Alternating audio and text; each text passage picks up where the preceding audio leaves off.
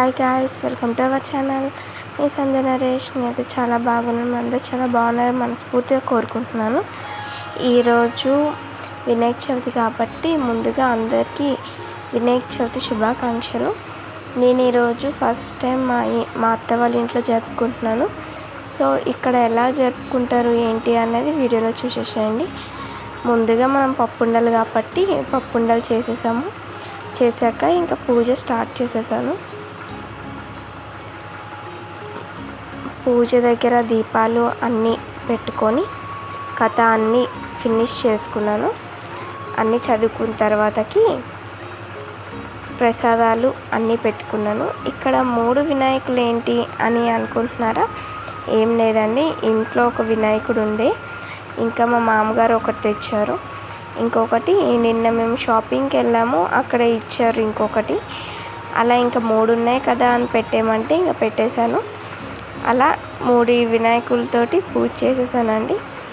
పూజ చేశాక కానీ కొంచెం మిస్ అవుతున్న హైదరాబాద్లో వినాయక చవితి. అక్కడ 11 days చేస్తారు, ఇక్కడ మా ఊళ్ళో 5 days చేస్తారు.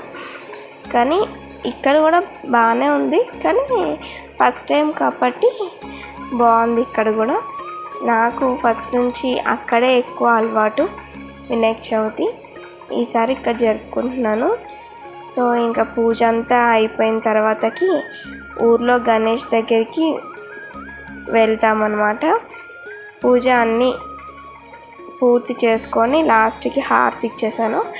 ఇక్కడ ప్రసాదాలు పళ్ళు అన్నీ ఇంట్లో దేవుడికి పూజ అంతా అయిపోయిన తర్వాతకి గణేష్ దగ్గరికి వెళ్ళి పెట్టి పూజ మొత్తం కంప్లీట్ అయ్యే వరకు ఉంటారనమాట. సో ఇంట్లో పూజ చేసుకొని హారతి ఇచ్చేసి ఇంకా మా ఊరు గణేష్ దగ్గరికి వెళ్ళిపోయాను. ఊరు గణేష్ ఈసారి ఇలా ఈ మోడల్లో తెచ్చారండి, చాలా బాగుంది. వెనకాల ఫ్లేవర్ తోటి వినాయకుడు బాగా నచ్చింది నాకు, ముద్దుగా ఉన్నాడు. అక్కడ ఇంకా పూజ అయిపోయిన తర్వాతకి ఇంటికి వచ్చాము. ఈరోజు వినాయక చవితి కాబట్టి క్లైమేట్ చాలా బాగుంది. వినాయక చవితి కంపల్సరీగా వర్షం పడుతుంది. సో వర్షం పడ్డాక అన్నీ కంప్లీట్ చేసుకొని ఇంకా వేడివేడిగా పప్పుండలు వేసుకొని తినేస్తున్నాను అనమాట.